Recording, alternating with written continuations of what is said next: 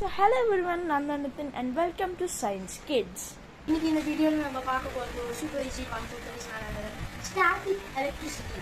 Static எலக்ட்ரிசிட்டினா நம்ம என்னதுன்னு பார்க்க போகிறோம், ஒரு எக்ஸ்பெரிமெண்ட்டும் நம்ம பண்ண போகிறோம்.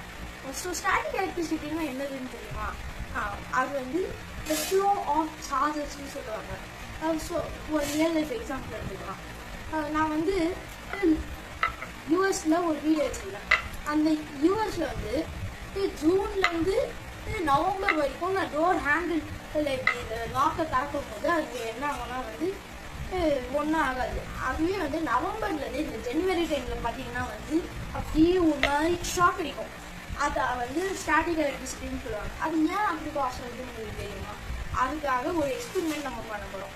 ஃபஸ்ட்டு எக்ஸ்பெரிமெண்ட் போகிறோம், அப்புறமா நான் எக்ஸ்பிளைன் பண்ணுறேன் எக்ஸ்பெரிமெண்ட்.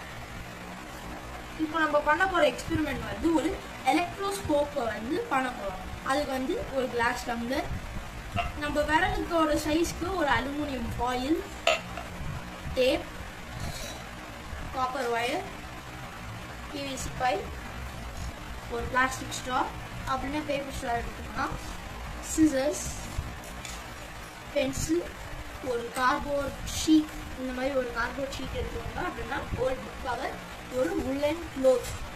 இது இருக்கா? இப்போ இது எல்லாமே தள்ளி வச்சுக்கோங்க. நம்மளுக்கு வேண்டியது இப்போ அந்த கிளாஸ் டம்ளர் எடுத்துக்கோங்க.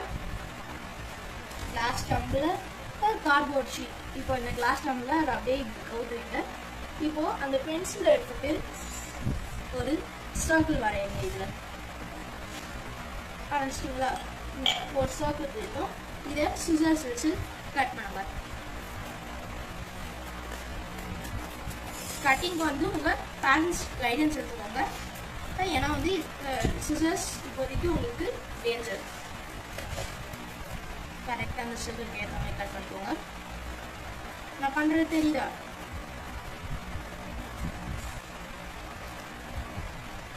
இந்த மாதிரி கட் பண்ணி எடுத்துருங்களா? சரி, இப்போ இந்த சென்டருக்கு வந்து ஒரு பின் எடுத்து ஒரு ஹோல் போடுங்க. ஹோல் போட்டாச்சா? இப்போ இந்த ஹோலை வந்து நம்ம பிளாஸ்டிக் ஸ்ட்ரா போகிற அளவுக்கு கொஞ்சம் பெருசாக இருக்கணும். ஓகே, பிளாஸ்டிக் ஸ்ட்ரா போகிற அளவுக்கு பெருசாகலாம். இது குத்தும் போது உங்கள் பேரண்ட்ஸ் கைடன்ஸ் இருக்காங்க. This is all under parents guidance சொல்லி நீங்கள் பண்ணணும். செக் பண்ணி பார்த்துக்கோங்க ஸ்ட்ரா போடுதான்னு.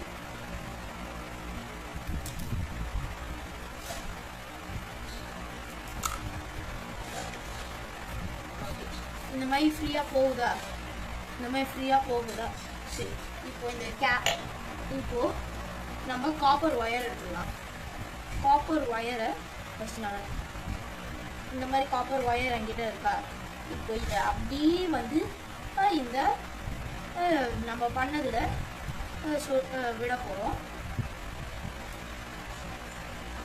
ஸ்ட்ரா வந்து உங்கள் கப்பு அப்படின்னா பாட்டிலோட கொஞ்சம் பெருசாக இருக்கிற மாதிரி எடுத்துக்கோங்க. அதர் சைடு வர வரைக்கும்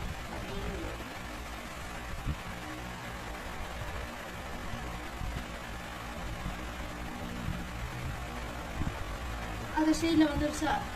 இங்கே கொஞ்சம் தெரியுதா? அப்படி இந்த சைடில் வாங்க. இங்கே கொஞ்சம் தெரியுதா காப்பர் ஒயர்? சரி, இப்போ என்ன பண்ணோம், இந்த கீழே இருக்கிறத விட்டுருவாங்க. மேலே வந்து ஒரு ஸ்பைரல் பண்ணுறோம். மேலே ஒரு ஸ்பைரல் மாதிரியான ஒரு ஸ்ட்ரக்சர் பண்ணுவாங்க. பண்றது தெரியுதா?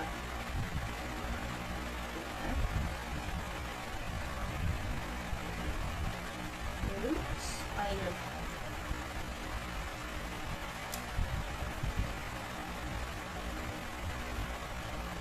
இது கொஞ்சம் காப்பர் ஒயர் வந்து கொஞ்சம் தின்னாவே இருக்குங்க.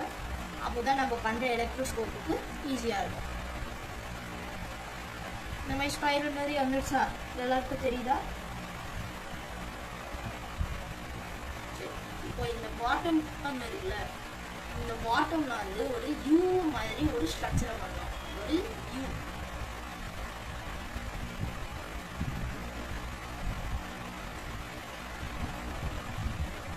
இப்போ அந்த ஸ்பைரலை இன்னும் கொஞ்சம் இன்க்ரீஸ் பண்ணலாம்.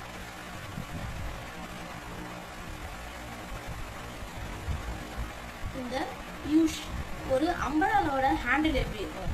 யூ மாதிரி இருக்கும்ல அந்த யூ ஷேப்பை எடுத்துட்டு வந்துடலாம். தெரியுதா?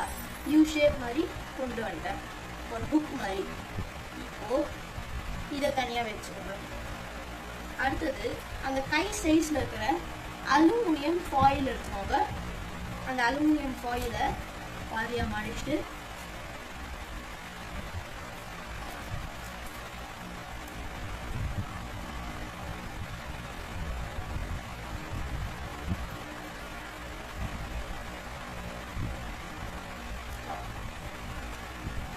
சிசர்ஸ் வச்சு அந்த மடித்த இடத்தை வெட்டலாம்.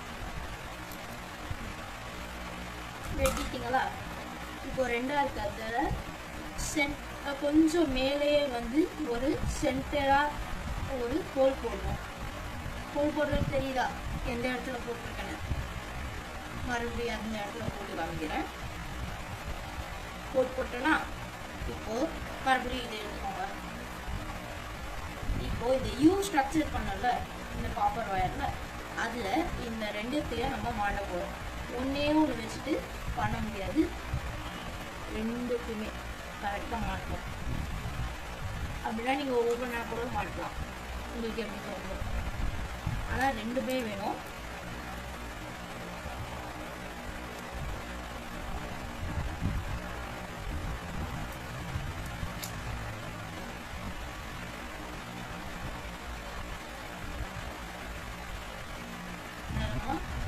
ரெண்டாவது எடுத்துட்டு அதையும் இதுக்குள்ளேயே மாட்டி வச்சுக்கோங்க.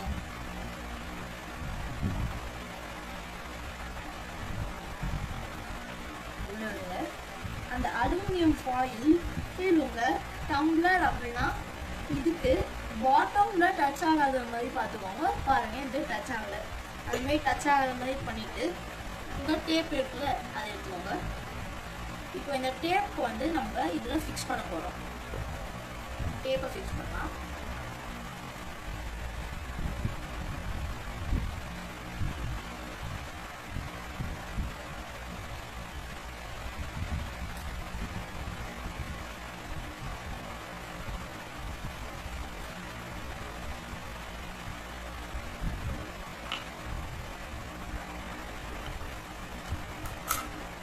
இந்த மாதிரி டைல்டாக சீட் பண்ணிட்டீங்களா? இப்போது நம்ம எலக்ட்ரோஸ்கோப் ரெடி ஆயிடுச்சு. இப்போ நம்ம எலக்ட்ரோஸ்கோப் ரெடி ஆயிடுச்சு. பார்த்தீங்களா? மேலே ஒரு ஸ்பைரல், கீழே அந்த அம்ப்ரெலா ஹுக் மாதிரி இருக்கிறதுல ரெண்டு அலுமினியம் ஃபாயில். இப்போ வந்து நம்ம இந்த அலுமினியம் ஃபாயிலை ரிப்பல் பண்ண போகிறோம். எப்படி மேகஸில் தானே ரிப்பல்ஷன் இருக்குது, அதை எப்படி நம்ம ரிப்பல் பண்ண, எப்படி இதை ரிப்பல் பண்ண வைக்கிறது? இப்போது அதுதான் வந்து நம்மளுக்கு ஒரு பிவிசி பைப், அது நம்ம ஒரு உலன் க்ளோத் வேணும். இப்போது இந்த பிவிசி பைப்பை இந்த உலன் க்ளோத்தில் நல்லா ரப் பண்ணிக்கோங்க. இதுமாதிரி ரப் பண்ணிக்கிட்டீங்களா? இப்போது நம்ம எலக்ட்ரோஸ்கோப்போட ஸ்பைரலாண்ட கிட்ட எடுத்துன்னு போனீங்கன்னா வந்து உங்களுக்கு அந்த அலுமினியம் ஃபாயிலில் ஒரு ரிப்பல்ஷன் தெரியும். ஒரு ரிப்பல்ஷன் தெரியும். இதை நீங்கள் டச் பண்ணி போனாலும் ரிப்பல்ஷன் தெரியும். ரிப்பல் ஆகுதுன்னு உங்களுக்கு தெரியுமா? இதை வந்து அதான் ஸ்டாட்டிக் எலக்ட்ரிசிட்டின்னு சொல்லுவாங்க. சரி, இந்த ஸ்டாட்டிக் எலக்ட்ரிசிட்டி எப்படி அக்கர் ஆகுது? இப்போது ஃப்ளோயிங் ஆஃப் சார்ஜஸ். அந்த சார்ஜஸ் என்னென்னா வந்து நீங்கள் ஃபஸ்ட்டு ஒரு ஆட்டமில் இருக்கிற ஆட்டமில் என்னென்ன இருக்குதுன்னு ஃபஸ்ட்டு தெரிஞ்சுக்கணும். ஃபஸ்ட்டு ஆட்டமில் என்னென்ன இருக்குன்னா வந்து electrons, negatively charge particles, protons, positively charge particles and neutrons, no charge particles. இந்த மூணுத்தை வச்சு தான் வந்து ஒரு ஆட்டமே ஆயிருக்கு. இப்போது இந்த ரப்பிங் பண்ணல இந்த பிவிசி பைப்பில் உலன் க்ளோத்தில் ரப் பண்ணும்போது இது என்ன ஆகும்னா வந்து இந்த இதில் இருக்கிற உலன் க்ளோத்தில் எலக்ட்ரான்ஸ் வந்து இது கூட ஸ்டிக் ஆகிடும். அப்போ இந்த ஸ்டிக்கிங் ஆகும், இந்த எலக்ட்ரான் ஸ்டிக் ஆகும்போது என்ன ஆகுது? இது நெகட்டிவ்லி சார்ஜாக மாறிடுது. ஏன்னா வந்து எலக்ட்ரான்ஸ் அதிகமாக இருந்தால் அது நெகட்டிவ்லி சார்ஜ், ப்ரோட்டான்ஸ் அதிகமாக இருந்தால் அது பாசிட்டிவ்லி சார்ஜ், நியூட்ரான்ஸ் அதிகமாக இருந்தாலும் அது நோ சார்ஜ் ஆகுது. இட்ஸ் நியூட்ரல் அப்படின்னு சொல்லுவோம். அப்படின்னா எலக்ட்ரான்ஸ் அண்ட் ப்ரோட்டான்ஸ் ஈக்குவலாக இருந்தால் இட்ஸ் அ நியூட்ரல் ஆப்ஜெக்ட் அப்படின்னு சொல்லுவோம். சரி, எப்படி இப்படி ரப் பண்ணால் ஸ்டிக் ஆகுது?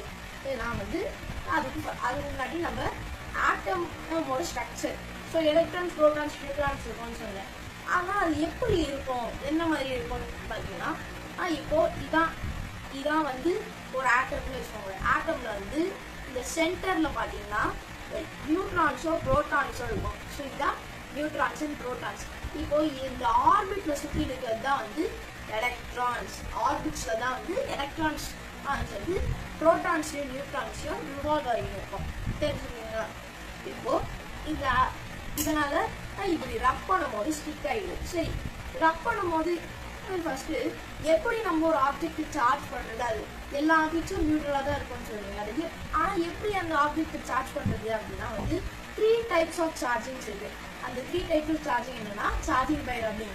இப்போ நம்ம பண்ணோமே இந்த ரூலைன் டூல் வச்சு அப்படி ரப் பண்றது. அதுல வந்து எலக்ட்ரான்ஸ் ஒரு ஆப்ஜெக்ட்ல இருக்கிற எலக்ட்ரான்ஸ் இன்னொரு ஆப்ஜெக்ட் மேல ஸ்டிக் ஆகிடுது.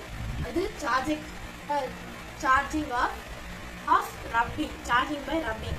அடுத்தது வந்து சார்ஜிங் பை கண்டக்ஷன். இப்போ வந்து இது வந்து ஒரு 2 ஆப்ஜெக்ட்ஸை வந்து நம்ம டச் பண்ணா அதுல ஒரு ஆப்ஜெக்ட்ல இருக்கிற எலக்ட்ரான்ஸ் இன்னொரு ஆப்ஜெக்ட் பாஸ் ஆகும். அது சார்ஜிங் பை கண்டக்ஷன். இப்போ சார்ஜிங் பை இண்டக்ஷன் என்னன்னு தெரியுமா? சார்ஜிங் பை இண்டக்ஷன் தான் வந்து ஒரு ஆப்ஜெக்டை டச் பண்ணாமே அதை சார்ஜ் பண்ண முடியும். அதான் சார்ஜிங் பை இண்டக்ஷன். எப்படி டச் பண்ணாமே சார்ஜ் பண்ண முடியும்னா அதுக்கு வந்து ஃபர்ஸ்ட் ஒரு நியூட்ரல் ஆப்ஜெக்ட் வேணும், ஒரு சார்ஜ் ஆப்ஜெக்ட். இதே எப்படி பாசிட்டிவ்லி சார்ஜ் நெகட்டிவ்லி சார்ஜாக இருக்கலாம், ஒரு சார்ஜ் ஆப்ஜெக்ட் வேணும். இப்போ இந்த சார்ஜ் ஆப்ஜெக்டை நம்ம கிட்ட எடுத்துட்டு போகும்போது ஒரு நியூட்ரல் ஆப்ஜெக்ட் கிட்ட அதுல என்ன ஆகும்? எலக்ட்ரான்ஸ் அண்ட் எலக்ட்ரான்ஸ் ரிப்பல் ஆகும். Same charges will repel. அது ஒரு property of particles, electric particle, negatively charge particles and positively charge particles. Electrons and electrons வரும்போது ரிப்பல் ஆகும். அதே ப்ரோட்டான்ஸ் அண்ட் ப்ரோட்டான்ஸ் வரும்போது ரிப்பல் ஆகும். இதுவே ஒரு எலக்ட்ரான் போது ப்ரோட்டான் அட்ராக்ட் ஆகும். இப்போ அந்த நெகட்டிவ்லி சார்ஜ் ஆப்ஜெக்டா இது பிஎஸ்சி படிப்போம். ஏன்னா வந்து இது ரப் பண்ணி நம்ம ஒரு நெகட்டிவ்லி சார்ஜ் ஆப்ஜெக்டா மாற்றிடும்.